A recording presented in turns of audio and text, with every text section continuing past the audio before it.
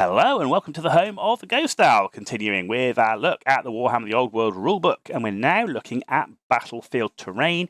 Now, we have split it into two parts, and I'm not going to go, this is where there's lots of duplication in the rulebook.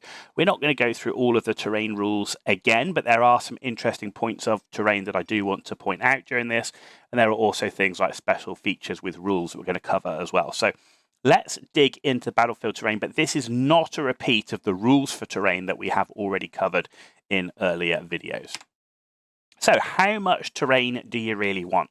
So too much, units won't be able to maneuver correctly. Too little, and the battlefield will be sparse, uninteresting, and in my mind, outside of that, will actually lack the tactical nuances. If you just got this big open terrain, and if you look at the picture on the right, this is a good example for me where you're really lacking any value of the tactical element of the terrain, because the terrain, and this is a Warhammer photo, and it's done, and I get it, it's done for the photographers. This is just for display, but it does highlight what I've seen a lot of people do, which is go, oh, I've got terrain, and they put it all around the edge of the table, and doesn't really have any value except for the unit or the armies that have the hill at the back, so they've got good line of sight for the war machines and their archers, which is not the best thing to do.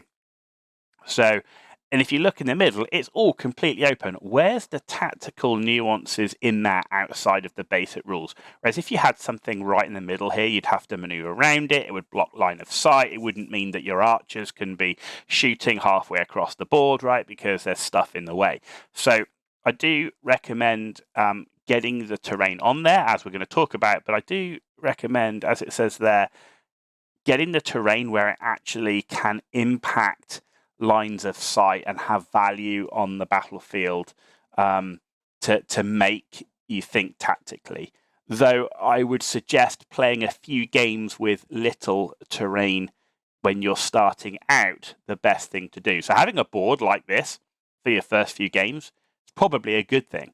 But as you get through and you get really happy and familiar and comfortable with the rules, start putting the terrain properly to make it look and feel like an interesting battlefield with some tactical thinking behind it. Now, the rulebook guide is that one piece of terrain every 12 inches of the long table edge.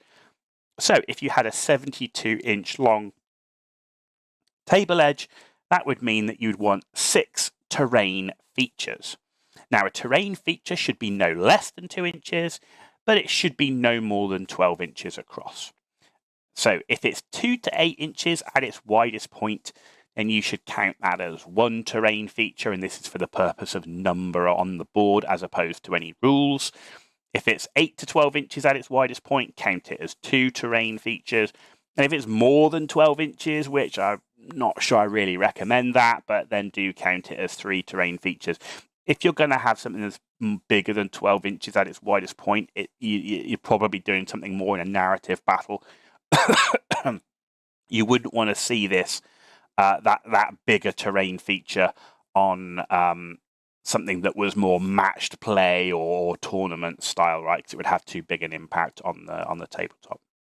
So placing terrain, the best way of doing this, if you're just doing a simple pitch battle, so you're not doing a scenario that's got terrain details and stuff on it, so a basic pitch battle, you're starting with a blank table.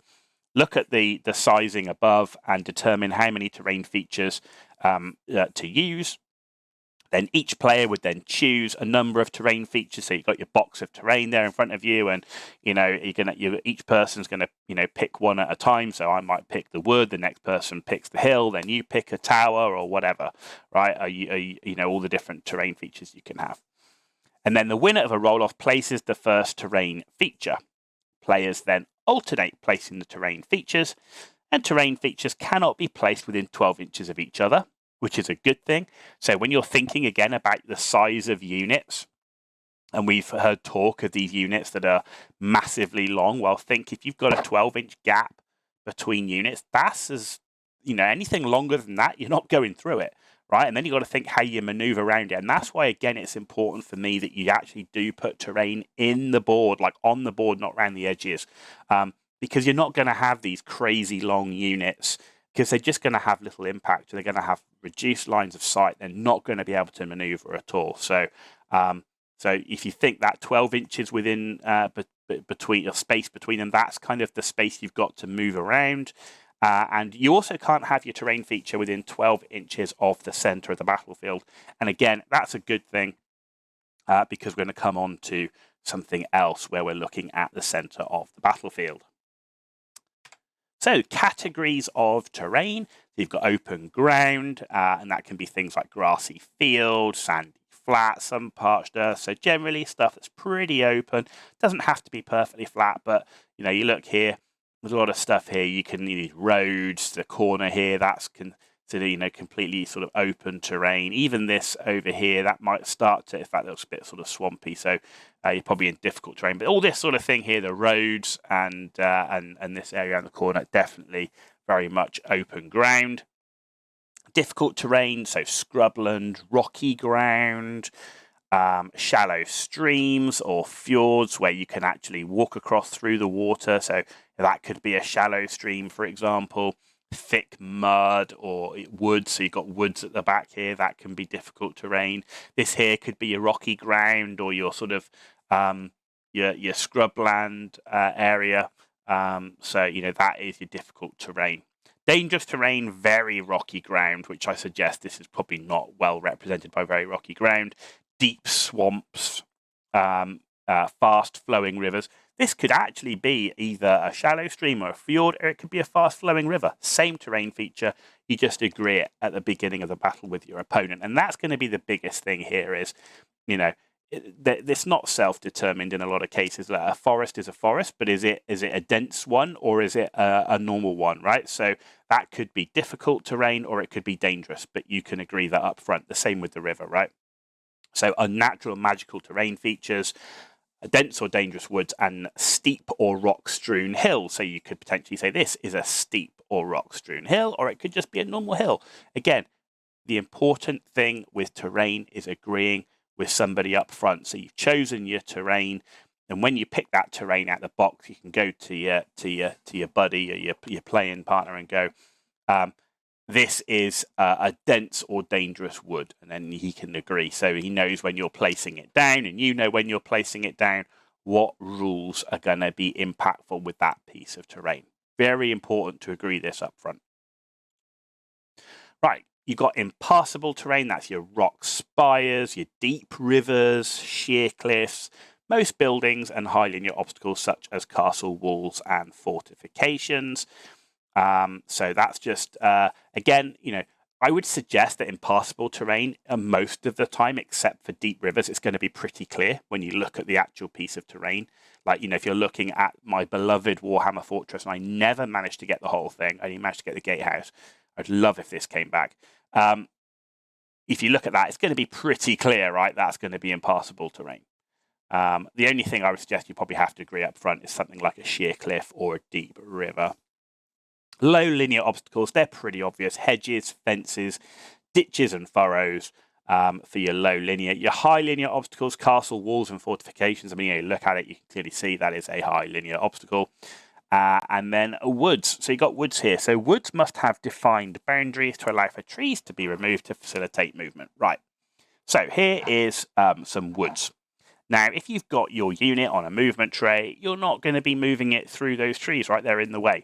So the best way to do this, and please bear in mind that while I am showing pictures of Games Workshop terrain, there are many cases where I don't recommend Games Workshop terrain. I think it's expensive for what it is, and I think there are much better options, and I've done that myself, and woods are an absolute example of that.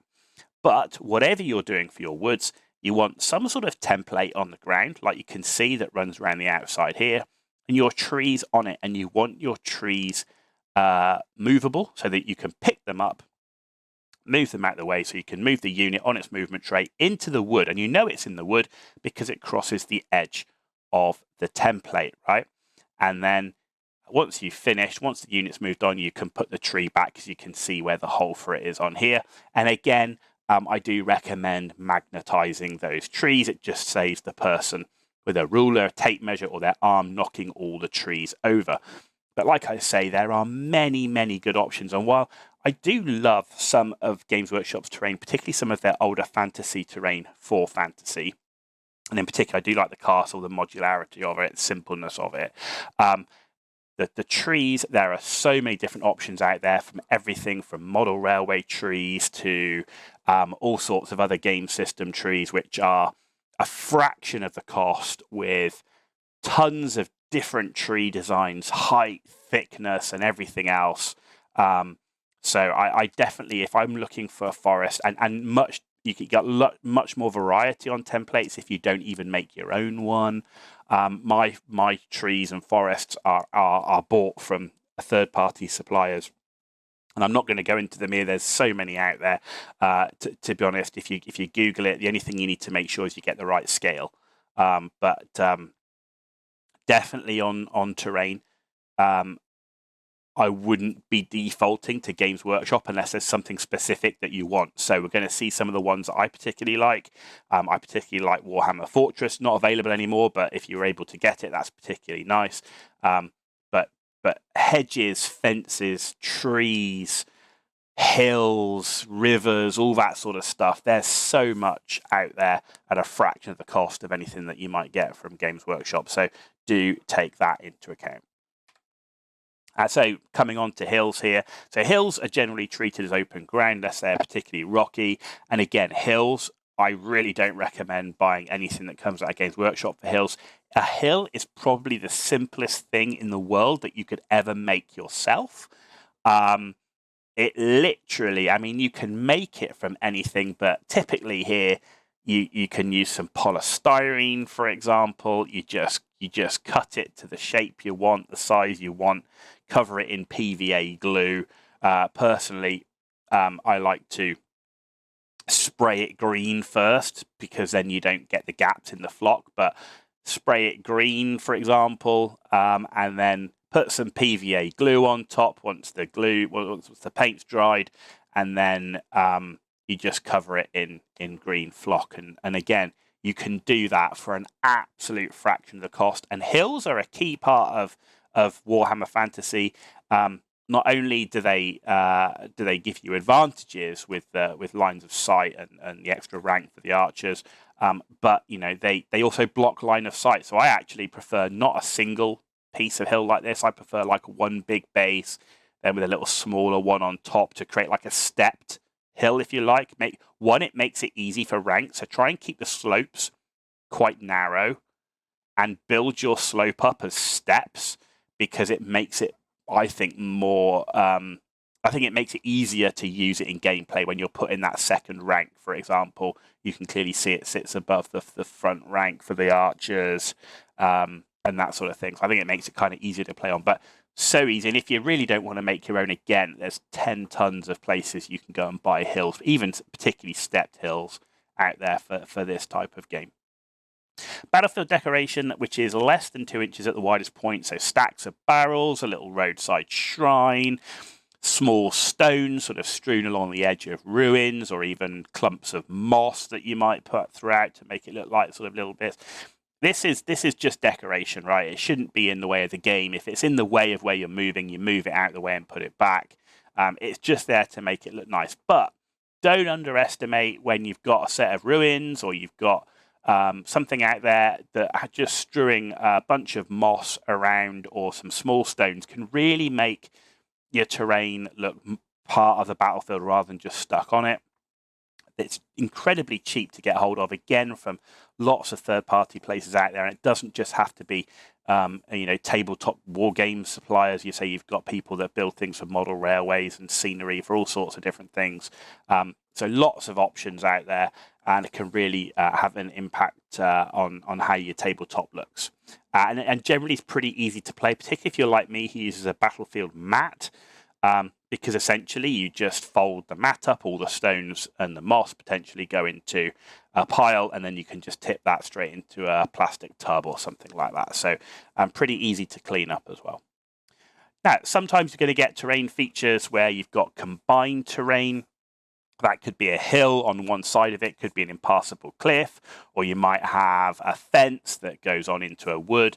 So, there you've got both sets of rules to consider. But if there is a case where it's really not clear, players agree before deployment of the units. That's what I said. The biggest thing about terrain if there's any area that could be disputed, just agree it beforehand. You put a river down, just agree beforehand. Is it deep? Is it fast flowing? Is it a shallow stream? Right, makes things very, very easy.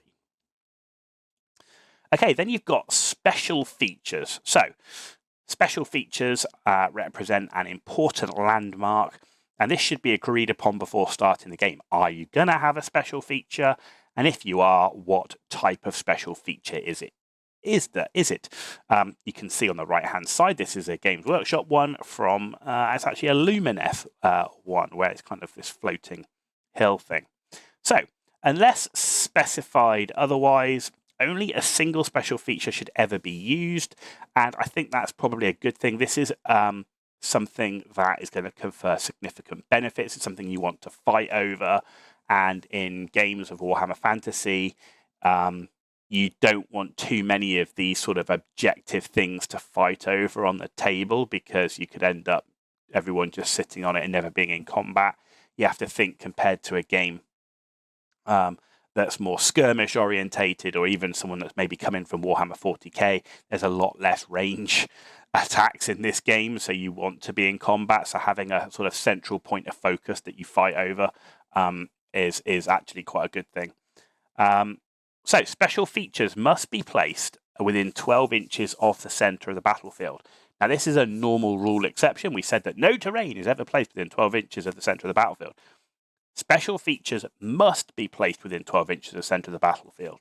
So that is definitely something to remember. Now, if you control a special feature, it's normally going to grant you certain benefits. Now, how do you control a special feature? Well, it can be controlled by proximity, i.e. a unit that is within 6 inches of the edge of that feature and has a unit strength of 5 or more, and that is not fleeing, would be considered to be controlling it by proximity. Now, if there were 2 or more illegible units within 6 inches, the closest unit controls it. So nothing to do with unit strength here. As long as you've got strength of 5 or more, the closest unit will control it. Doesn't matter if it's, which player it is, right? Whichever one closest. Now, if there are 2 units that are equally close, then the feature is considered contested and neither side will control it. Now, you can also control a feature through occupancy. This means a unit can only control a feature if it is actually inside or considered inside the special feature itself. Now, a unit can occupy a special feature by moving into base contact, and at the end of its movement phase, it's considered to be placed within it.